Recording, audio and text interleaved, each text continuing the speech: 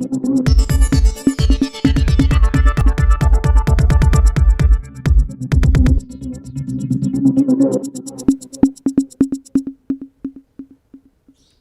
est 10 heures passées de 4 minutes. Mesdames et messieurs, bonjour et bienvenue si vous nous rejoignez sur les antennes de Presse Afrique TV. C'est parti pour le journal des JT que nous ouvrons avec l'affaire Ousmane Sonko que l'on a jugé hier au palais de la justice de Dakar. Après 8 heures d'audience, le juge a décidé de mettre en délibéré l'affaire ce jeudi 14 décembre 2023.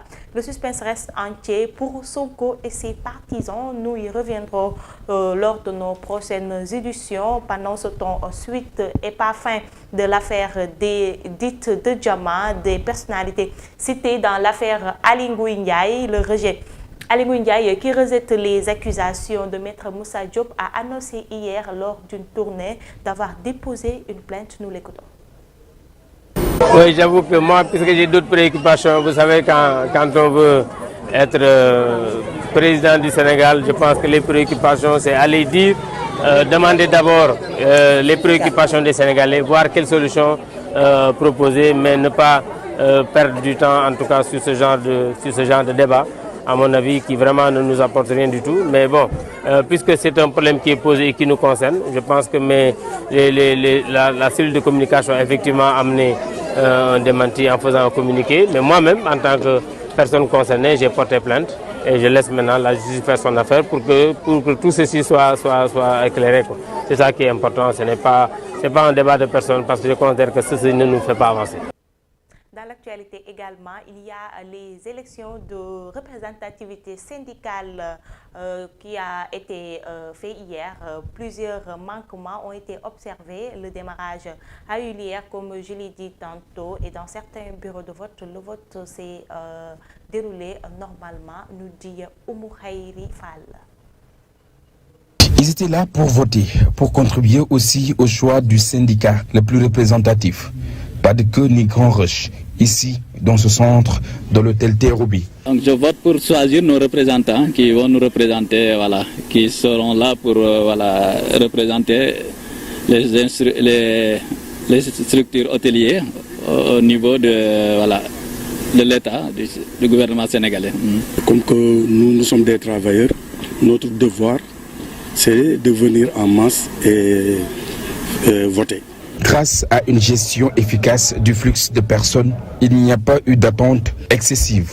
590 électeurs. Ils viennent petit à petit, mais bon, nous espérons d'ici l'après-midi, parce qu'il y a plusieurs horaires ici. Les gens qui ont fait les horaires du matin, ils sont là. Donc nous attendons ceux qui font 15 heures pour espérer qu'ils vont venir. Mais là, ils sont en train de venir petit à petit. Il devait y avoir 12 bulletins. Nous avons fait le compte du matériel de vote. Donc tout est OK. Nous n'avons pas de manquant, vraiment. Au centre du ministère du Travail, le matériel électoral était également bien préparé.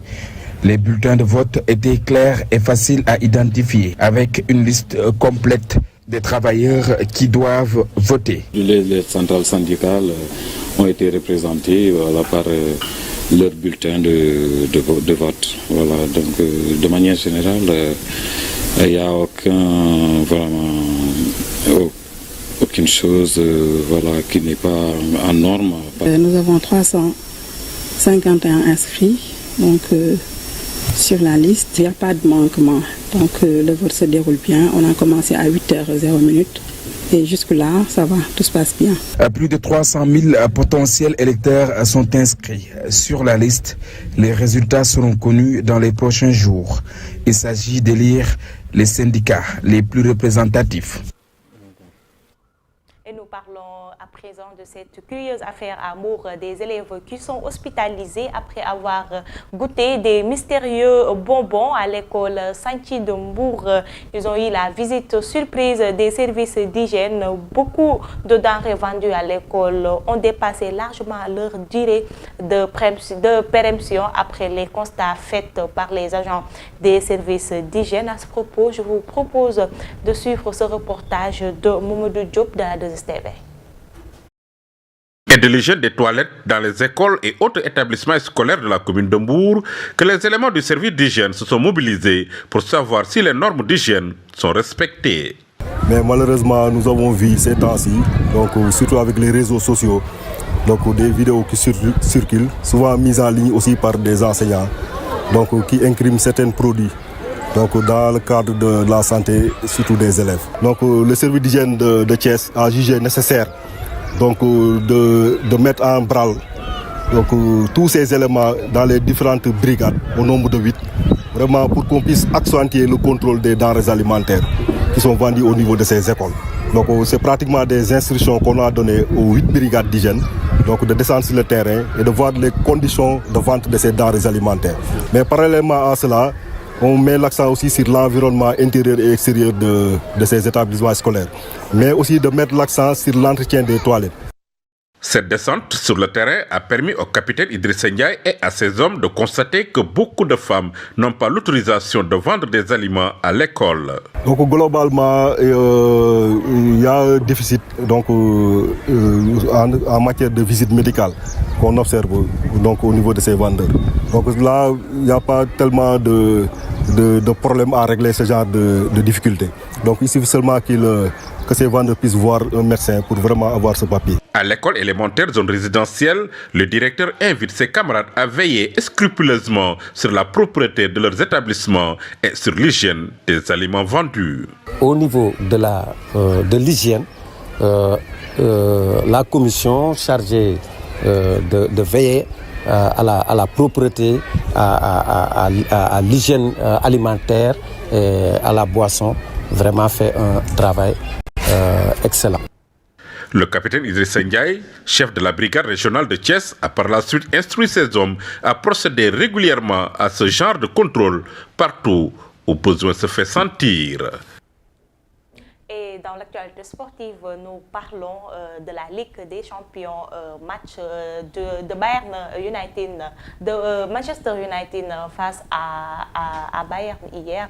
Manchester a subi l'humiliation de sa vie d'après le journal Stade Quotidien qui nous annonce en même temps qu'aujourd'hui, Paris Saint-Germain va jouer dans Suñu Lamb, dernière face-à-face de Zarco et Diène Kairé. Les deux se sont promis un spectacle durant leur combat. Zarco et Diène Kairé, ils se promettent l'enfer d'après le journal Suñu Lamb selon Zarco. Je ne suis pas son égal, il ne m'attaquera pas, je peux le jurer. Et Diène Kairé qui réplique en disant que je le trouverai partout où il sera. En 10 combats, je le bats autant de fois. Et nous terminons ce journal des JT par l'actualité sous-régionale.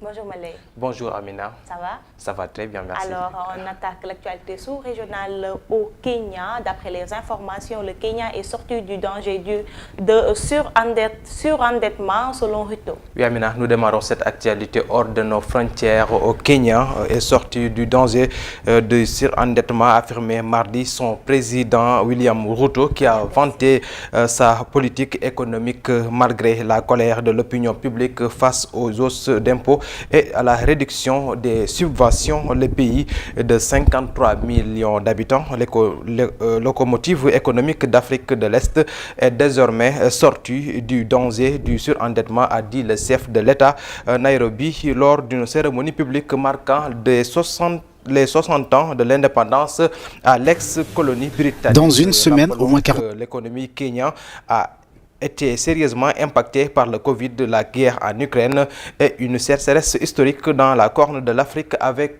pour conséquence des pertes de trésorerie, une inflation galopante de la dévaluation du shilling kényan. Depuis son élection en 2022, William Ruto a introduit une série de nouveaux impôts et taxes contre des nouvelles mesures fiscales, des manifestations qui ont fait plusieurs dizaines de morts se sont retenues entre mars et juillet à l'appel de l'opposition.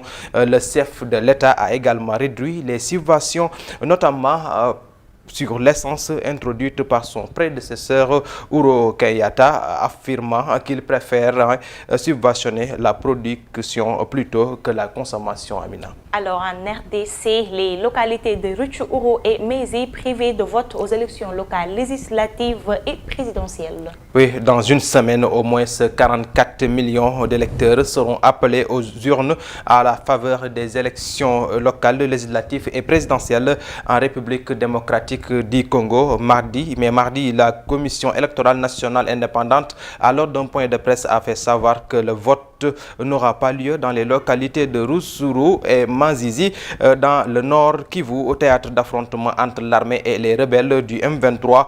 Les violences qui ont été obligées plus de 500 000 personnes à quitter leurs habitations selon la coordination humanitaire des Nations Unies, selon Kambal Ngayirere Mawa, chargé des questions judiciaires et du contentieux à la Commission électorale nationale indépendante aux élections nationales indépendantes au Nord Kivu, a déclaré qu'à Rutshuru, nous avons enrôlé plus de moins 10% des électeurs prévus, n'est-ce pas, et nous n'avons pas le candidat. Donc les conditions ne se sont pas réunies pour ouvrir les bureaux de vote à Masisi. Je pense que c'est autour de 1%, donc il n'y a pas de raison d'ouvrir les bureaux de vote. Pour le reste de la commission électorale est confiante, le vote aura lieu la date du 20 décembre dans le Nord Kivu, mais pas pour les déplacés de guerre. Sans nul doute, c'est plus d'1 million de citoyenneté qui seront privés de vote selon l'International Crisis Group. Alors, on nous annonce que dans le golfe du Guinée, 5 tonnes de cocaïne a été saisie par la marine française. Oui, Amina, continuons toujours dans l'actualité hors de nos frontières. Au golfe de Guinée, plus de 5 tonnes de cocaïne ont été saisies par la marine française à bord d'une embarcation semi-résise dans le golfe de Guinée, a annoncé mardi la préfecture maritime de l'Atlantique dans un communiqué. Les outils de la coopération judiciaire internationale immédiatement mis en œuvre par le parquet de Brest ont permis la saisine du parquet antidrogue de Madrid. Plus d'interpellations des 4 présumés narcotrafiquantes par des autorités du Cap-Vert, a précisé la préfecture. La nationalité des personnes interpellées n'a pas été précisée. La saisine de 5132 kg de cocaïne d'une valeur marchande en France estimée à plus de 330 millions d'euros a été effectuée mercredi 6 décembre au bord d'une semi-rigide d'une quinzaine de mètres de type to go fast. Selon la même source, les produits stupéfiants ont été transbordés sur le patrouille de haute mer de la marine française pour y être détruits. L'opération a eu lieu à la lumière d'informations transmises par le centre d'opération d'analyse du renseignement maritime. Analyse en opération centre basé à Lisbonne et de Bruxelles, renforcement administration. L'agent fédéral américaine chargé de lutte contre le narcotrafic, la marine française déploie de façon quasi permanente à 2 navires appuyés par un avion de patrouille maritime dans le golfe de Guinée dans le cadre d'une opération baptisée Kiram. Alors, on termine en Égypte où on nous annonce que le dépouillement des bulletins de vote sont en cours. Oui, Amina, le dépouillement des bulletins de vote est en cours en Égypte. Après l'élection présidentielle, le scrutin débuté dimanche a pris fin mardi. Dès la clôture des bureaux de vote, le journal gouvernemental Al-Aram rapportait déjà que l'autorité nationale des élections a enregistré un taux de participation sans précédent, alors que les résultats définitifs seront dévoilés lundi. Abdel Fattah al-Sisi et 3 autres candidats peu connus du public briguaient le fauteuil suprême, un scrutin synonyme de formalité. Donc pour le président sortant, assuré de conserver son trône sauf au coup de théâtre auquel son pays n'est pas habitué, l'ancien chef de l'armée entamera ainsi son 3e et dernier mandat selon la constitution, alors que l'Égypte fait face à une situation économique morose entre une inflation de 38,5% et de graves grave pénurie de devises étrangères après que la livre égyptienne a perdu la moitié de la valeur en un an.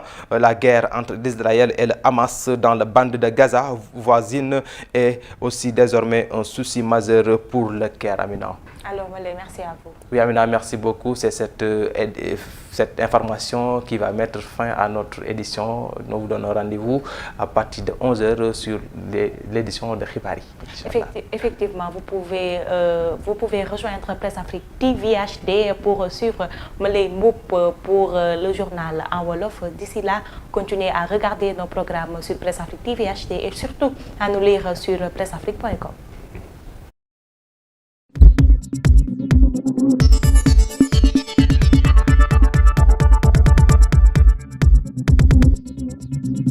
Thank you.